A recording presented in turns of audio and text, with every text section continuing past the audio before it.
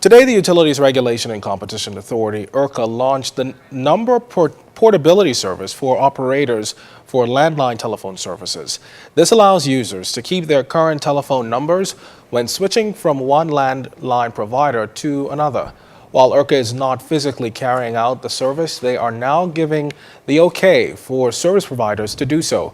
URCA CFO Kathleen Smith says this is a culmination of over 2 years of work with BTC, Cable Bahamas, and IP Solutions International having agreed to participate. URCA's Director of Policy and Regulation, Stephen Barrow, says this service is limited to fixed lines for now. But when the market opens, Mr. Barrow predicts that it will be a seamless process to transfer this feature to wireless services. Is that cost can range from a few $100,000 US to as much as 10 million on a large network. Now, I believe we're toward the low end, but I can't say with any certainty what the operators in the Bahamas would have spent. For most operators, they understand that number portability is a key enabler of competition, and as a result, there is, I guess, grudging acceptance that it's a necessary thing, and that it's important as you move forward in a competitive environment. There's also a off-network cost, which is the cost of the service provider. That's relatively small.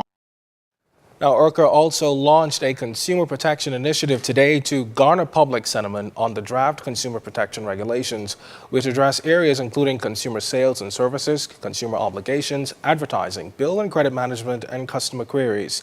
Now, the CFO, Ms. Smith, said this came about after a high volume of complaints from consumers, including queries over Cable Bahamas' application for a price increase and BTC's outage last June. Barrow said this will also guard service providers against delinquent consumers.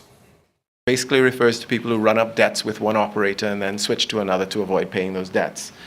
Also relevant because of number portability, but so there are restrictions on churning, and there are provisions that allow operators to share information about non-payment and to refuse service of someone who is churning.